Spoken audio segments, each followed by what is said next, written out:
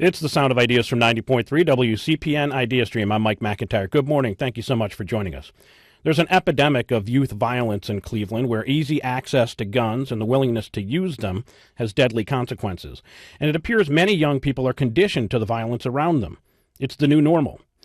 Quote, "It's going to be a hectic summer. There's going to be a lot of killing." That was from Dre, 16, a sophomore at Martin Luther King High School. He was speaking to the Plain Dealer's Rachel DeSalle, who innocently asked students in their final days of the school year last year if they were looking forward to summer. Many were not. They were fearful. "We can't go outside or just sit outside because you can get caught in a crossfire," said 16-year-old Dantasia. "They say it's safer in jail than out here," said 17-year-old classmate Hashimi. Cleveland has seen a rise in violence in recent years. Last year marked one of the deadliest in years in the city in a decade, with 136 homicides, and 2017 is on pace to beat that. A chilling percentage of these violent incidents involve teens and young adults. Cuyahoga County Prosecutor Michael O'Malley has said that what was once a rare event, children involved in violent crime, is no longer that unusual. The city has responded by launching a new initiative aimed at curbing youth violence, funded in large part by an income tax approved by Cleveland voters in November. And here to tell us about it, we welcome Mayor Frank Jackson to Studio 4. Thanks for joining us, sir. Well, thanks for having me. Also here is Chief of Police Calvin Williams. Thank you, sir. Thanks for having me. And also the man appointed by the mayor to head up the effort, Chief of Prevention, Intervention, and Opportunity for Youth and Young Adults, Dwayne Deskins. Very good to have you with us, Dwayne. Good morning, Mike. Thank you. Good morning. This is a great opportunity for you to interact with leaders of Cleveland about the issue of youth violence, so do give us a call if you'd like to ask questions or make comments. Perhaps this impacts you directly. 866-578-0903 is the phone number to call. Email us, soi@wcpn.org. You can tweet at us at Sound of Ideas. Mayor, you've said violence and crime is a symptom. It's a symptom of the underlying ills that result in violence and that result in crime. How is this effort to deal with the underlying ills different from efforts you've overseen in 12 years as mayor? Well, with this effort is more holistic. With the passage of Issue 32, and I want to thank the public for voting for Issue 32. It gives us the ability to enhance services and provide initiatives like this. But this is a holistic approach. You know, in the past we've done things and we've done them as initiatives, but they were isolated. And whenever you do things incrementally like that, they never last long because they don't have the support. With this, we have a comprehensive look at law enforcement. How do we go in and interdict around gun activity and violent activity? We look at the prevention side as to how we work to prevent young people from getting into that lifestyle of violence, particularly with guns, and then intervention, if they're in there, how do we then do things to kind of help pull them out, and then provide opportunities. And those opportunities could be in the form of education, jobs, all those things. And then the whole recidivism issue, because what we find, and as we've known for years, is that once people have been incarcerated and they come out, they have great influence over children, particularly children in the environment that they come from.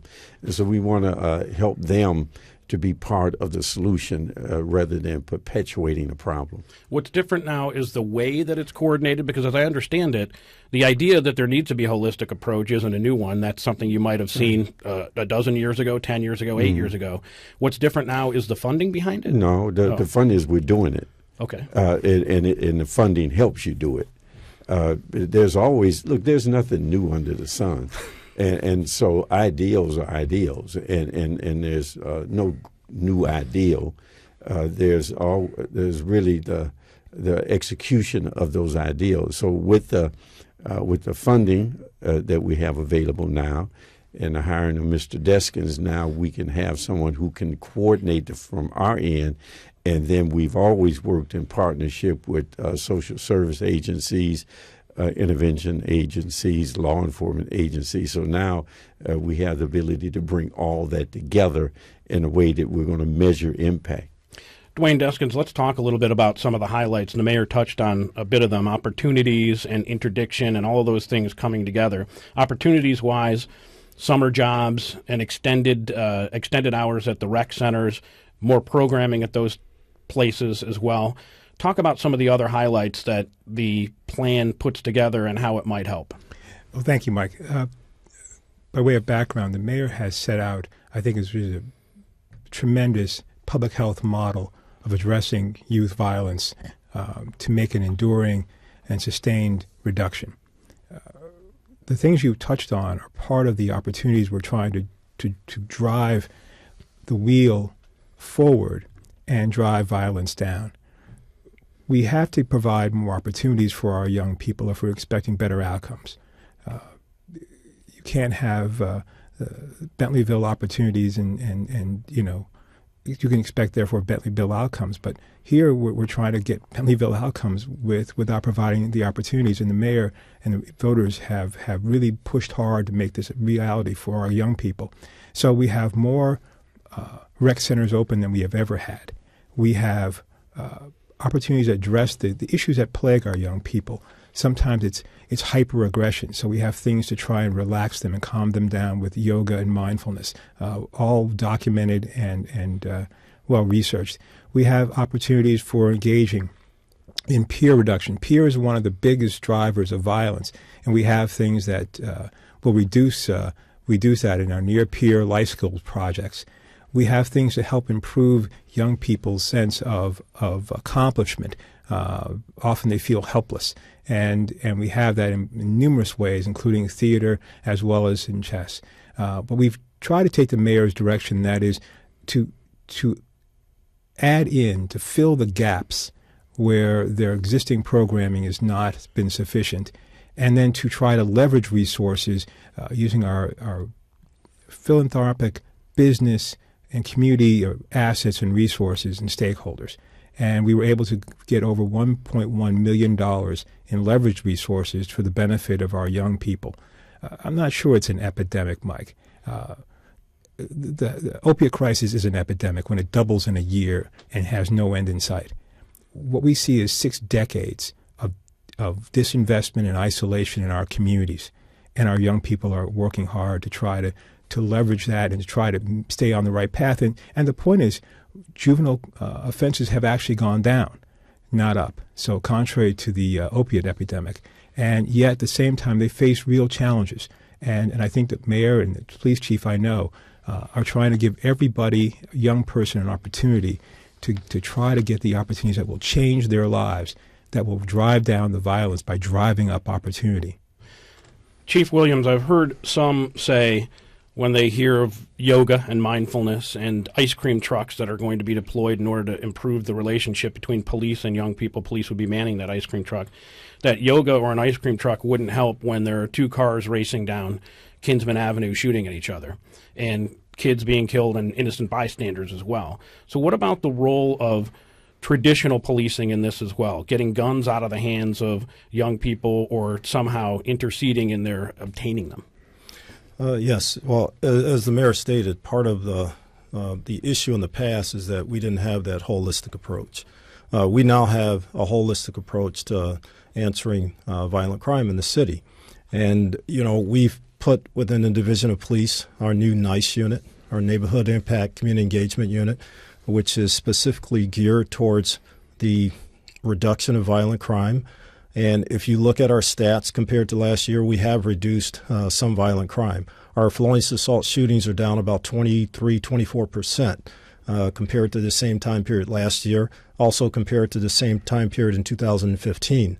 So that unit, along with several other initiatives within the division, have started to reduce the shootings within the city of Cleveland. Although our homicides are up, our shootings are down compared to the same time period last year and the year before.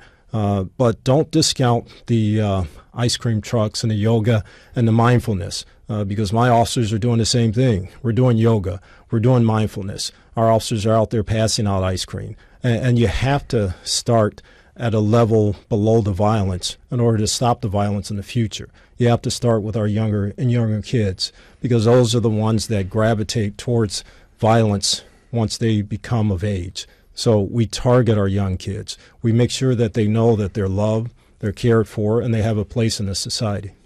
Our number is 216-578-0903. You're welcome to ask questions and jump into the conversation. 866-578-0903.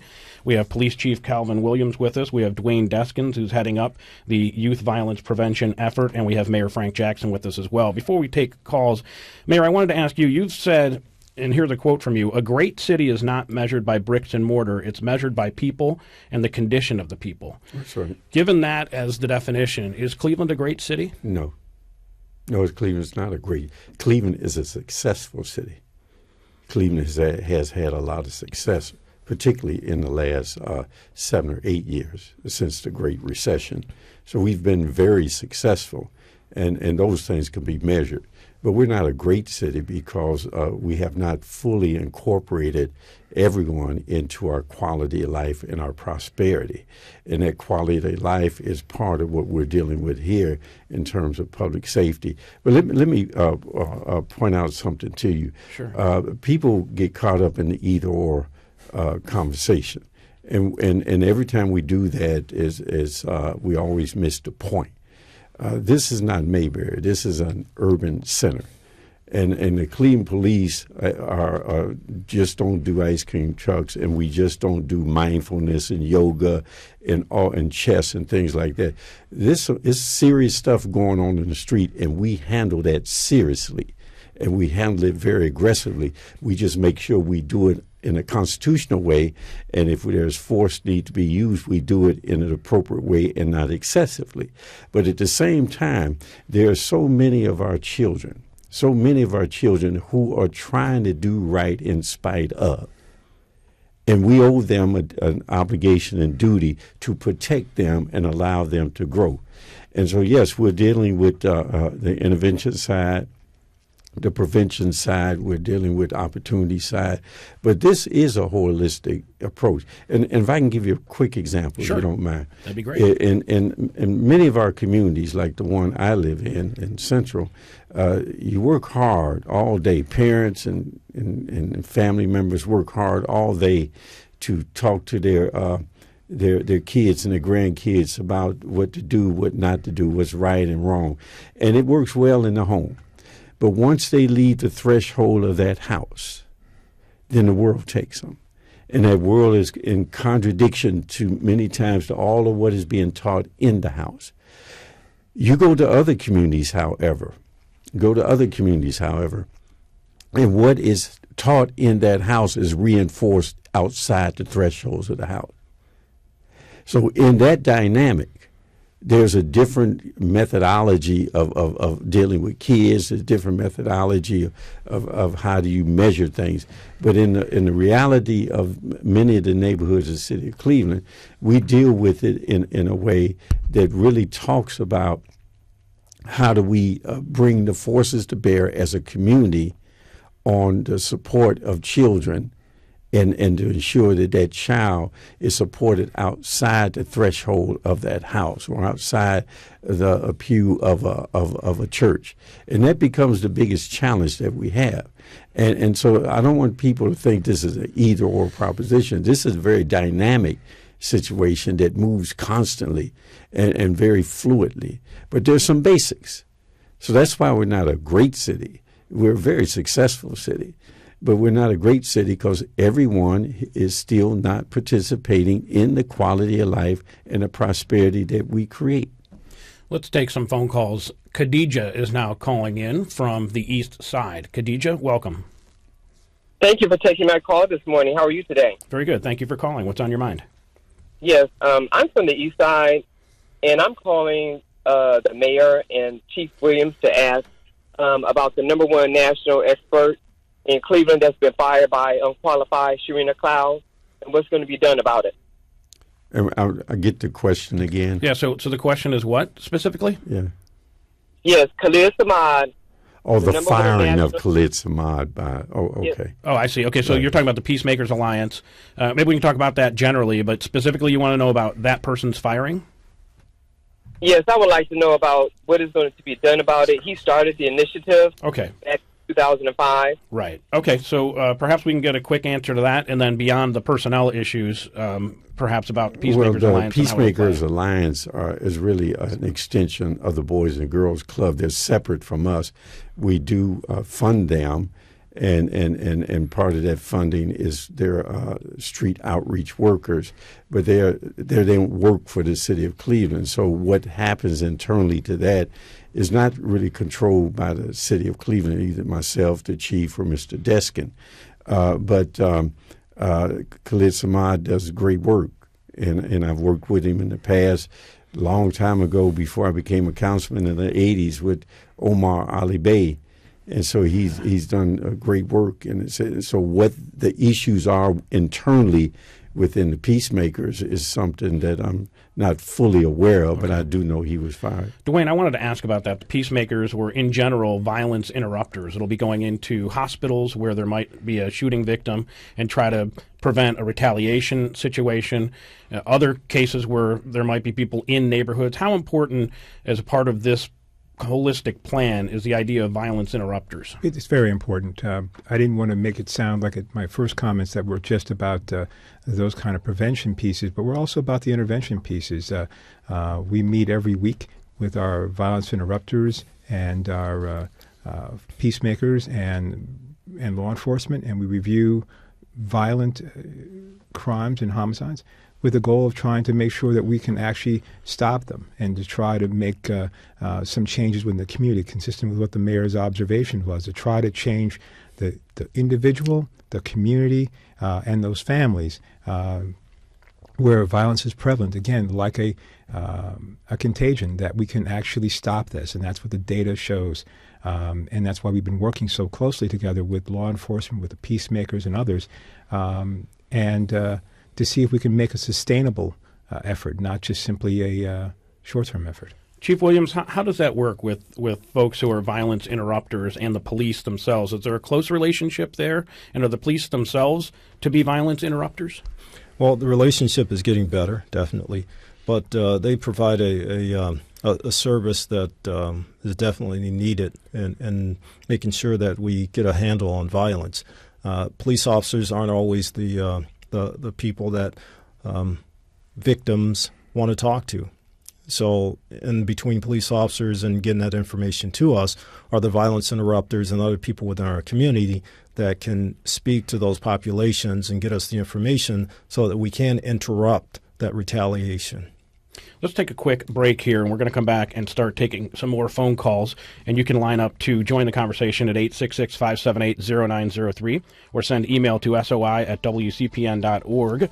More on the effort to curb youth and young adult violence in Cleveland right after this. Join the conversation by calling 216-578-0903 or click on today's show at ideastream.org/ideasnow and weigh in on the Civic Commons. Coming up on 1A, how does an unarmed woman in her pajamas end up being shot dead after calling 911 for help? Coming up at 10 on 1A, how are police trained to use deadly force and what needs to change?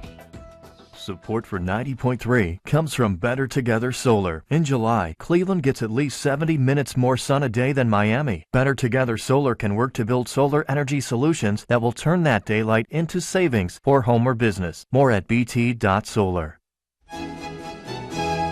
When Apollo's fire director Jeanette Sorrell performs Vivaldi's famous Four Seasons concertos, she does more than just play the 18th century classic. She describes the inspiration.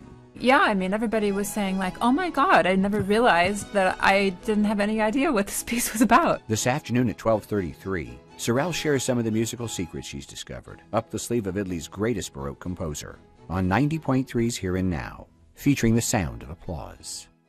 Support for 90.3 comes from Hospice of the Western Reserve. For nearly 40 years, families throughout northern Ohio have trusted Hospice of the Western Reserve to help care for their seriously ill loved ones. Caregivers needing assistance can find tools and information online at hospicewr.org/caregiver or by calling 800-707-8922 for assistance. Hospice of the Western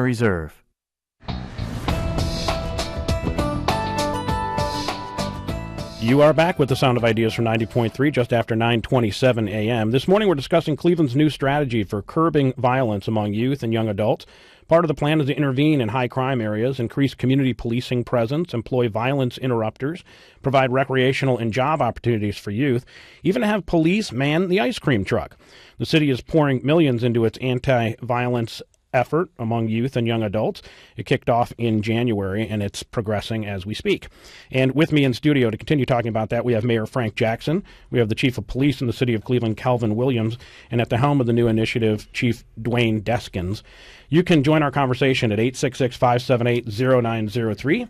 And we have an email question to begin from Vi, who says, that she wanted to ask the mayor specifically, how are you going to encourage the community to change itself from within? How will you instill belief in the children that believe no one cares about them or the future? How will they hang to the belief that education and good work ethic will help them better themselves in the face of the contradictions seen in the streets? Well, that's the basis of it all, is that this is anybody who tells you that they have the panacea for that is really giving you misinformation.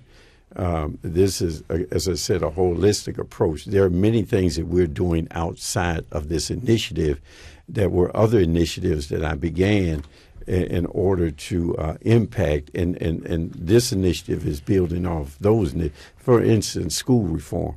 One of the basic things you have to do in order to better position children and good decision-making is good education and having a better exposure to the real world, and not just the academic side, but really to give them an exposure to the practical world. That's why we do internship. We bring them in.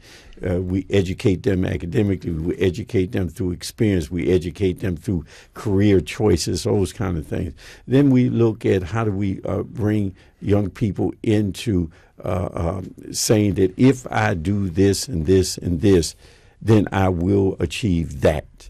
And many times that has not been the case for our children.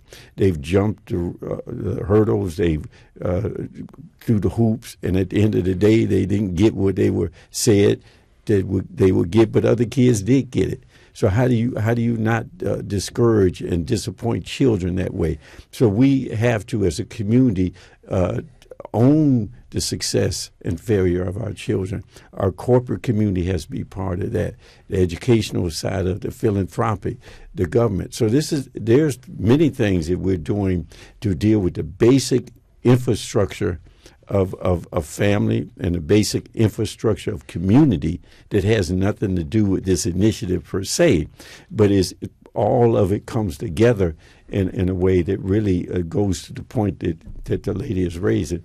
It is essential that this be a community effort and that there be a community attitude approach to this. And finally on that is that I don't want people to think that every inner city minority community is dysfunctional. That's not the case. There are people who fight hard under the most adverse circumstances to protect and to save their children. There are communities that really nurture children and bring them along. So I don't want people to stereotype this or cubbyhole this into some ideal that, you have this minority community and that they need to be taught how to behave and how to raise their children. That's not the case. Are there problems and serious problems that exist in some communities and are so prevalent that it dominates what goes on in that community? Yes, there are. But that doesn't mean it represents the entire community. That community has to come together, internal and external, if we want to save our children. Let's have Todd from the East Side talking a little bit about the community, specifically parents. Todd, welcome back to the show. Mike, Dwayne, Calvin, Mayor Frank Jackson. You hear me okay? Yep. Yeah. Yes. I was listening to what, I don't know if it was Dwayne or Calvin that said it when he was talking about that much of what plagues children in the neighborhoods where where there's a propensity for violence is their peer group. And I would say that's true, but what mostly is the problem is parents that were not emotionally or economically prepared to even conceive them, let alone go through a pregnancy and then give birth and try and raise them, and they aren't making a conscious effort to get emotionally and economically prepared. So here's 2 quick answers on what could help, for sure. On the parenting part, it would be good if they taught classes in the school system and in these rec centers as well that talked about the cost, emotionally and economically, to raise a child middle class. And middle class is a relative term, by the way. And then as far as the other part about wanting to become less violent, if we taught you and your body classes in the school system, age appropriate, mind you, but very matter of fact, no subtleties. Okay, from first grade all the way through the 12th grade, we would be inclined to get a better response by kids that grow up knowing that these are some functions of my body, and these are some things that go wrong if I don't take care of it a certain way, or if I compromise somebody else's existence to do so. Todd, thanks. Let's ask Chief Deskins about that. Is there an approach to deal with parents, specifically those who might not be prepared for parenting or who might need some help with that? And secondly, the idea of sort of these education programs for kids to essentially value themselves more. Well, first, yes, there's always room for improvement. And the point about getting parents engaged in the upbringing of a kid, remember that the same stress that affects our young people affects their parents' parents, and their parents' parents. Somehow, this is not new, as the mayor said on many occasions. This is something that goes back 60 years or more of the constant stress that folks have been living under, circumstances that are not of their own creation. Disinvestment, isolation, education, opportunities, economics, social disinvestment, political disinvestment. That has a biological effect on people. And the ability to teach your way out, you have to calm people down. It's like primer is to paint. If you're not going to prime the wall, then you're not going to have the paint stick. And so what we've been trying to do is partner with lots of organizations, health systems and others, to try to help our parents and help their communities to become more holistic, to understand themselves and to be able to be better caregivers for their children. The things that the mayor is doing, seeing potholes and demolitions of buildings and vacant abandoned, help the kids feel that they are valued by the adults. And when I spoke to a group of kids, and I've been meeting with kids for the last 12 years on a regular basis, is that they say 2 things to me that they want. They want more opportunities and they want jobs. And we are working with the school district to make sure our kids learn the things that other kids have, like how to do a resume, how to sit for an interview, how to have soft skills, how to put together an online application, and to try and ingrain that into their learning process. Not only is that helpful for them, but also shows you that the adults think that you're up to it. And that kind of validation goes a long way. And it also can show their parents that they have value as well, because they're achieving things that many people didn't think they were capable of. That's the voice of Dwayne Deskins. He's heading up the anti-youth violence initiative in Cleveland. Mayor Frank Jackson is with us as well, and Police Chief Calvin Williams, too. One political question, Mayor, when this was announced and Mr. Deskins was announced, some of the folks who are lining up to run against you in the primary in September have said, basically, what took you so long? And you've been mayor for 12 years. Now we're talking about a holistic approach. What's an answer to that criticism? Well, the answer to any criticism is the truth and the facts. And that is that we've been working on this. It just gave us an opportunity with the passage of Issue 32 to fund this initiative and to bring it together in a way that we can to put $1.5 million into this initiative out of Mr. Deskins' office, to hire epidemiologists out of the health department, to do the contracts with Case Western Reserve University, to hire additional outreach workers at Peacemakers Alliance, and to bring on a couple of more people over in the Community Relations Department, to open up the rec centers for eight rec centers to 11 o'clock at night, rather than having them closed at 8 o'clock at night. So these things just don't happen overnight. And I will say this, I just don't talk about things and identify problems. I do work. And whenever you do work and you make decisions, you're going to make some people happy, you're going to not make other people happy. But it just amazes me that if someone's been an elected official for so long and it has done nothing, that they have then the right to complain about anybody who attempts to do anything. And so I just want to point out the fact that this is not new for me. This is what I do. This has been my life work. And I don't, and it's real to me, it's personal to me because I live in the area where all this stuff happened. I don't live in another city. I don't live somewhere else where we don't have these kind of issues. So this is personal to me. It's real. I didn't wake up one morning and say, oh, I'm running for mayor, so I'm going to do this. I've been doing this for a long time because it affects my family. It affects my children and my grandchildren. And one final thing, since you're going to make it personal like that, one final thing. There's a 17-year-old just died. He was wounded, paralyzed, and I guess over a period of time he passed away. This is a young man who stayed at my house. It's personal to me. And I can recite that to you and anyone else over a course of time as to how many of those funerals I had to go to. And so it's personal to me. This is not a campaign thing for me. I don't do those kind of things. Let's have Loretta and Lee Harvard join the conversation now. Loretta, welcome. Oh, good morning. Good morning. I love your show. I love this. Thank you.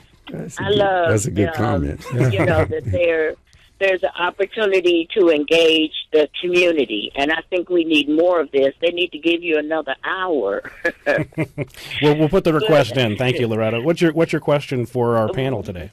Well, I would like to see Cleveland jobs for Clevelanders. That's right. I think that there's too much luxury housing going on. And I heard that there are like 3,000 homeless families throughout the Cuyahoga County. And I think that that's a problem because if the kids see that their parents aren't even being cared for, I mean, everybody pays taxes at one time or another. And people feel as if the needs should be met.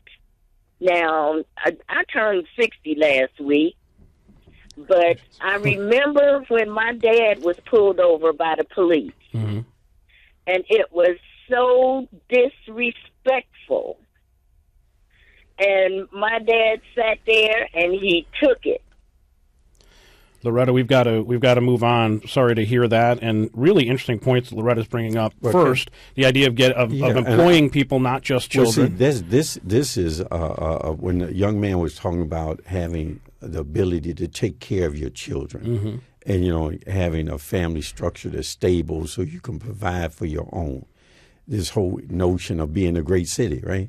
Well, that is when I was in city council, we passed what became known as the Fannie Lewis Law that says 20% of all the work hours that were gained through construction activity had to go to Clevelanders. And so I'm a strong believer in that if we're assisting prosperity, then Clevelanders should benefit from that prosperity. And so that is another way of dealing with an initiative. Now, this initiative with Mr. Deskin is specific, but we've done other things that are supportive of this. And that's why I say I'm not new at this rodeo.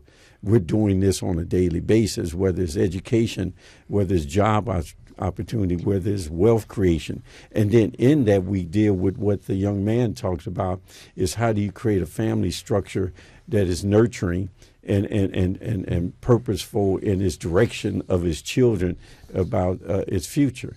And so that's part of what we do. It is a holistic approach. Chief Williams. It's not just one initiative. Right.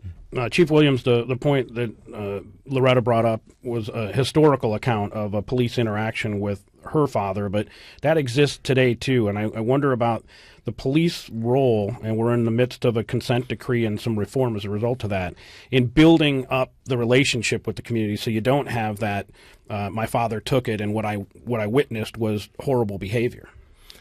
Well, you're right. We are in that consent decree process. We welcome that. We know that it's going to make us a better police division and deliver better services to the citizens of the city.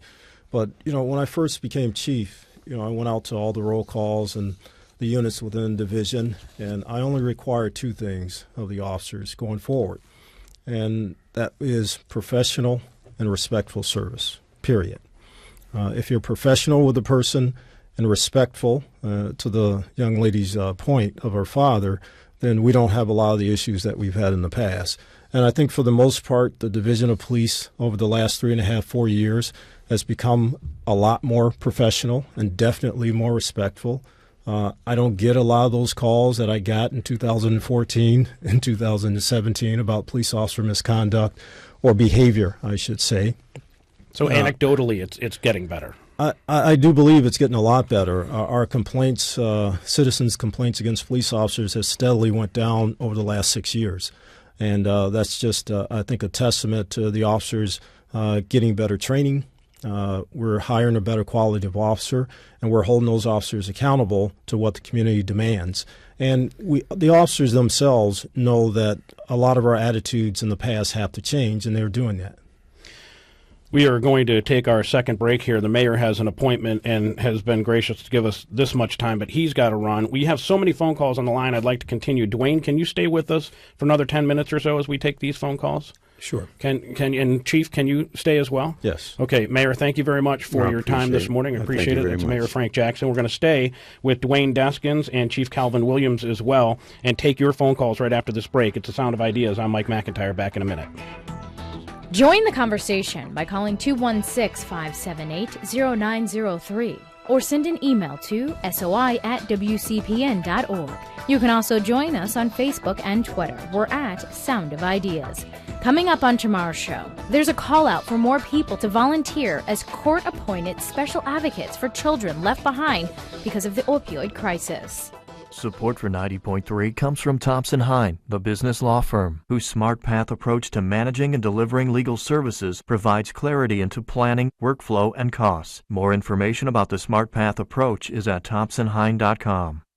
Support for coverage of community issues programming on 90.3 WCPN comes from the George Gund Foundation, advancing Cleveland and Northeast Ohio, Eaton, powering business worldwide, the George W. Codrington Charitable Foundation, supporting public projects in Cuyahoga County, the Nord Family Foundation, endeavoring to build community and improve the quality of people's lives, and NACO Industries Incorporated. Support for 90.3 comes from the Northeast Ohio Regional Sewer District. Their booklet, A Healthy Environment Starts at Home, shows how to protect the environment and have a healthier home. More at neorsd.org or at the open house on Saturday, September 16th in Cuyahoga Heights. Support for 90.3 comes from Wayside Furniture, celebrating 80 years with community events in 2017. Presenting Wayside's annual Customer Appreciation Family Picnic, August 19th and 20th, featuring Handel's Ice Cream, Mays Farm Corn, and more. Wayside-furniture.com.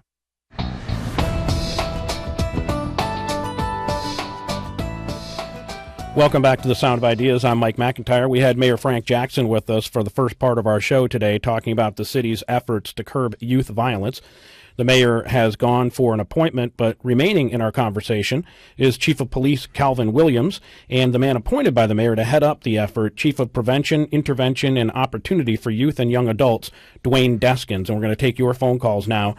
Full phone line, 216-578-0903 is a number for calling. And let's go ahead and take some calls, starting with Yvonne, and she is calling from the east side. Yvonne, welcome. Good morning. A wonderful discussion. My question deals with the holistic support for children. I fully, support everything that's being done in terms of jobs.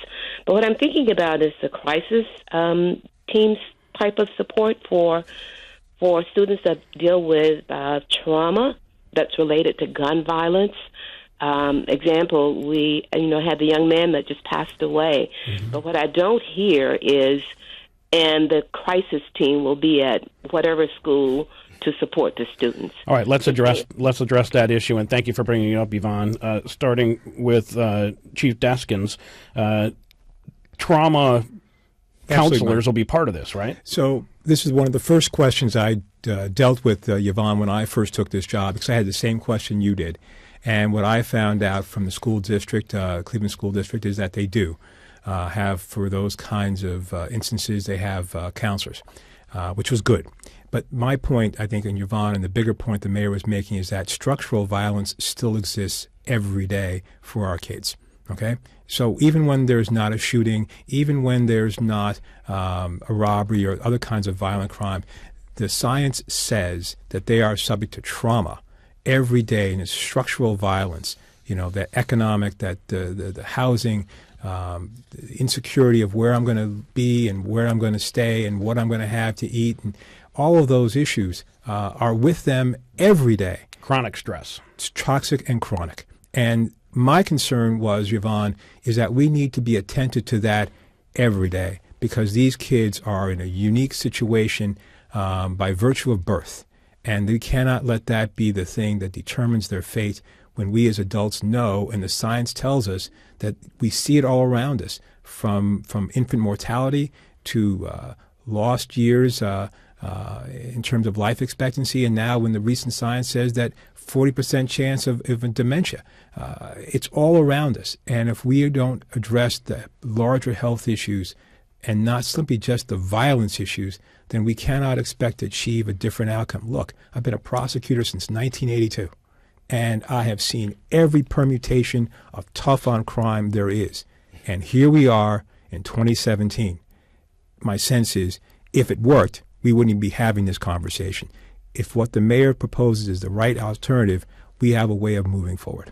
And by way of background, federal prosecutor, also worked in the county prosecutor's office on juvenile issues before moving over to. And I was hired by Bob Mueller. I mean, I've been across the country from Los Angeles to Boston. It's everywhere.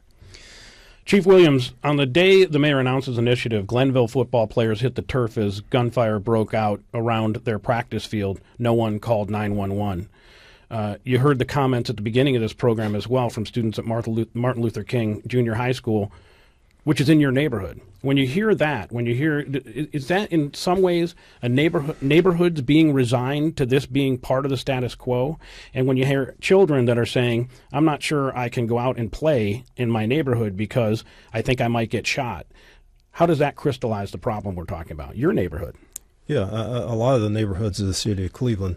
But what I think was kind of touched on earlier in the interview, this is a community issue. It's not a law enforcement issue.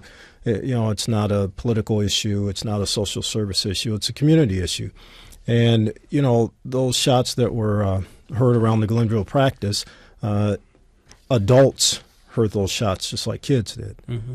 Why didn't adults call 911? So we can't put it all on the kids. We can't, leave our kids out there to dry. We have to support them, and our community has to step forward and say that, there's this structure in place that can provide support, that can help us. We have to participate in that structure. Let's take another phone call now. Cherie calling from the Fairfax neighborhood. Cherie, welcome. Hi, I just was about to speak on that exact issue, and my topic was inclusion. First and foremost, I live in the Fairfax neighborhood. I have bumped into Mr. Williams at the grocery store. I can say that I appreciate seeing officers drive up and down the street every so often. That is now normal practice. There's nothing wrong. They're just doing their regular patrolling. They'll drive down my street maybe about 5 miles per hour, looking from side to side. They'll wave. They make their presence known. I really do appreciate that. But as far as inclusion, I can call those same officers, or I can call a dispatch and say, hey, there is a group of teenagers that are clearly from not this neighborhood and state. I believe that they are here to buy drugs. One of those persons got out of the car, dropped a wallet. The officers came, showed up, and said they were breaking no laws and went on about their business. Now, this is me trying to be proactive and state, hey, there's a problem, here's an issue, how can you address it? But it was dismissed. That does not make me feel like I am included in the process. Cherie, let's ask about that, because that's something the mayor was talking about earlier, which is to enforce the laws, but to worry too about constitutionality in the way you do that. Exactly. So Chief, your response to that? Yeah, my response is, if you don't feel you're getting a proper response from the Division of Police, then you need to make a call either to my office or to our communications section to find out why those officers acted the way they did. You have to make sure that there is a predicate crime being committed so that we don't violate people's constitutional rights. And maybe the officers should have had a more in-depth conversation with yourself afterwards to explain to you exactly what went on, why they didn't take any police action based on no crime being committed. But I do encourage you to keep calling us. And again, if the officers show up and you don't think they performed the way they should have, then you need to call us back and explain to either the dispatcher or a supervisor exactly what you thought should have happened, and then maybe we could have worked that out either over the phone or even sent the officers back to do a better job if that was the case. Cherie, thank you for your call. And we're having a couple of calls here that want to discuss Khalid Samad and his apparently being dismissed from the Peacemakers Alliance. I'm not familiar with the ins and outs of that, and I know that when that call came up earlier, the mayor gave an answer, and I think the gentlemen that are still here would agree they're not in charge of that personnel issue. And so we're not going to be able to answer questions on those calls, but because of the interest, and thank you for calling about that, certainly send a note to our news department and see if there's a story to pursue there. Let's have Nancy join us now in Shaker Heights. Nancy, welcome.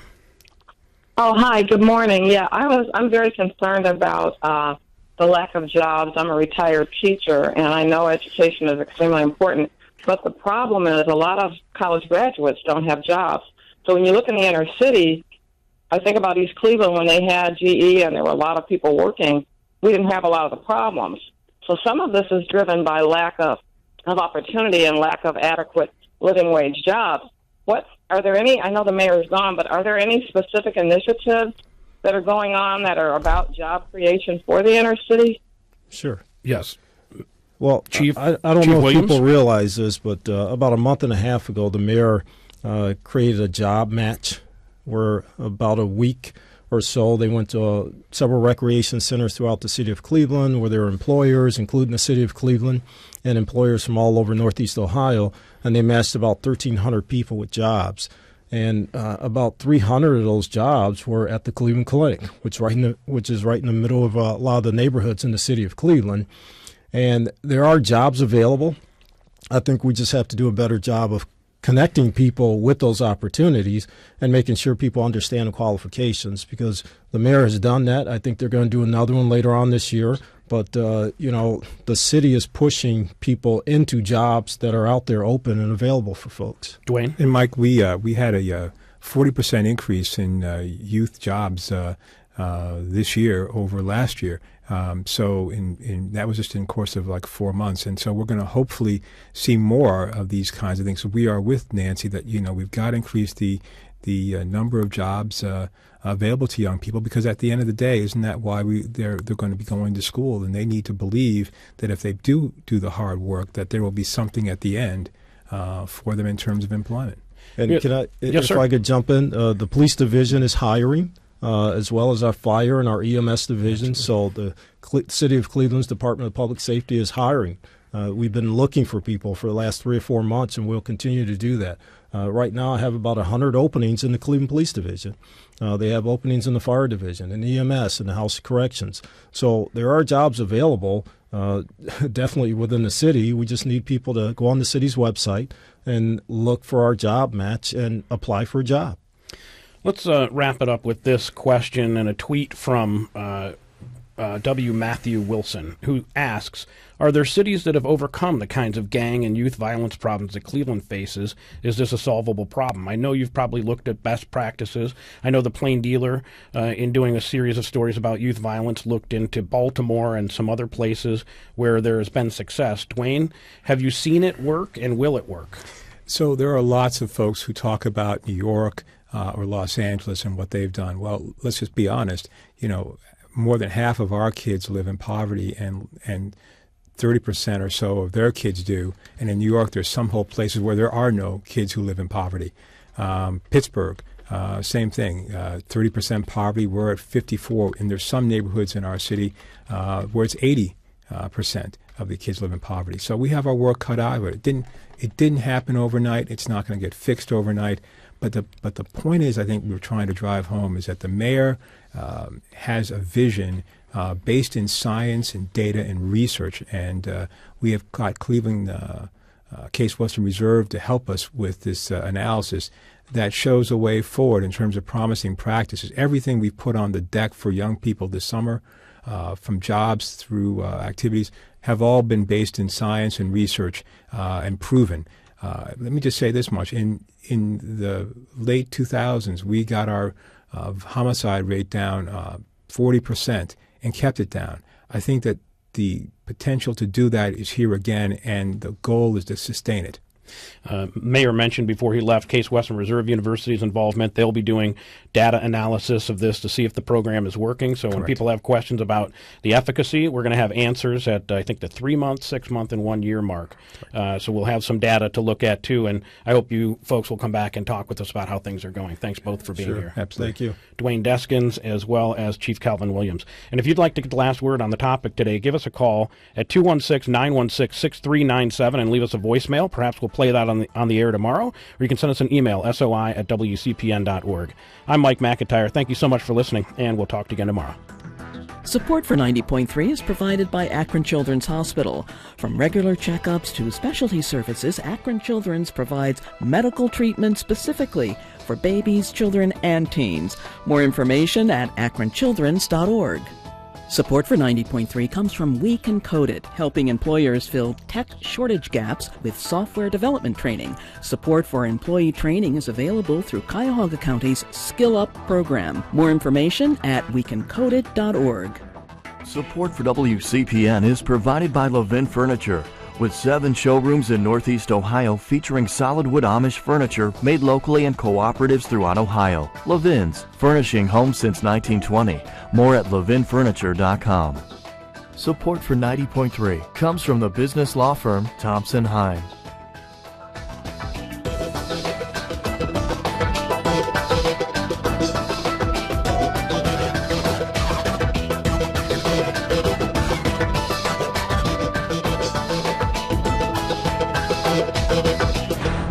You're listening to 90.3 WCPN, Cleveland. Idea Stream.